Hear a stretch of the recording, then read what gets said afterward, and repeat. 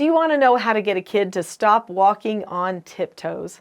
I'm Nicholeen Peck, and I teach all over the world about parenting, good communication, how to build strong family bonds, child development, and education, all through the lens of the principle self-government. And in this video, we're talking about stopping the tiptoe habit.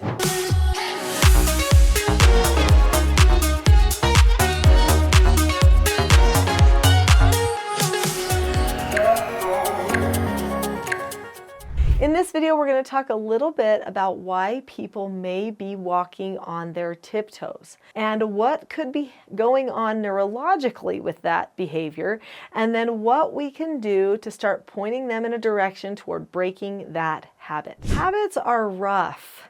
They get so ingrained in us to the point that not only do we get muscle memory with our habits, but we get mind memory with our habits, which means that we don't even often notice when we do some of those habitual things. That's why we call them a habit. They just happen seemingly without our notice, but we can make some changes in those habits. Let's talk about the habit of tiptoe walking. Most of the time when people are walking on tiptoes, it is actually a sign of something not being quite the same or quite right as maybe other people.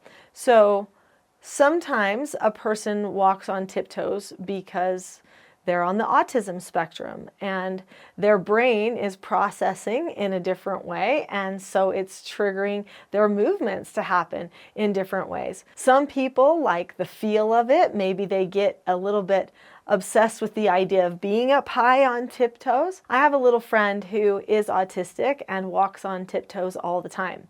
The parents have not addressed it at all, and I don't think that it's going to be something that's going to go away for this person because they are autistic. So I do, hold back from trying to say something. It will be a long, hard habit to break, because he's been walking on tiptoes for a very long time. I also know of an adult who walks on toes. Always toe heel, oftentimes not even putting the heel down that much. Just toes, toes. And it's something that this adult has been doing ever since they were young. It's just the way they've programmed themselves to walk now. And you have to ask yourself, is it really worth correcting? Is it worth making a big deal over? Well, this one set of parents thought no. Another set of parents clearly didn't do anything about it either. So do you have to correct tiptoe walking? No. But do you want your child to not draw negative attention to themselves, maybe succeed a little bit better socially? If the answer to that is yes, then it might be something that you want to address. And here's how I would do it. So on this channel, if you've already subscribed to this channel, then you know I talk about the 4 basic skills of self-government, which are following instructions, accepting no answers and criticism, accepting consequences, and disagreeing appropriately. If you can teach your children those 4 basic skills, then 2 of those skills will be very beneficial for them as they try to train themselves into the new habit of not doing tiptoe walking. So what are the 2 skills? They are accepting no answers and maybe criticism occasionally when someone tells them that they need to not walk on their tiptoes, and then also giving themselves an instruction to walk a certain way. This is going to take some pre-planning. So not only are you going to teach the 4 basic skills, but you will also have to pre-teach them what they should think about when you bring it to their attention that they are tiptoe walking. My favorite way to handle habits like this that really aren't hurting anybody but could create some future social problems for a person and might take a long time to fix is to use a code word. So maybe you would use a word like toes, or maybe you would use a word like feet or flat, or heels, or, to put your heels down, something like that. Maybe stretch. Sometimes doing certain stretches are going to help a person not feel inclined to walk on their toes. That could also be something that you could do. But just in the moment, if you pre-teach, hey, every time that we see you walk on your toes, we're going to say heels, which means you need to put your heels down. So that's an instruction. So you'll just have to accept that walking on your toes is not a calm body.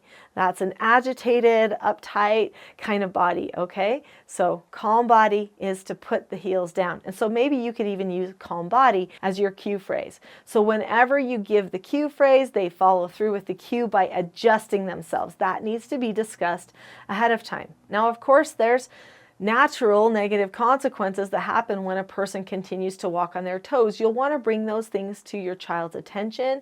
Make sure that he understands that people, when they see him do that, think certain things about him. I mean, don't make it like a major, like he thinks everyone hates him or doesn't think good of him, but just let him know that they might treat him different or talk to him different or even play with him in different ways if he's walking on his toes when they aren't, because people don't know always how to handle differences like that, and they might feel like he won't be able to do certain things. So just say, so we're going to just work on it a little bit. It's no big deal, but let's try to keep it in our mind. So then you might have to teach him even how to like heel toe walk and actually practice it for a certain amount of time each day. I would not use like extra chores and negative consequences if somebody is walking on their tiptoes. I would use a cue phrase.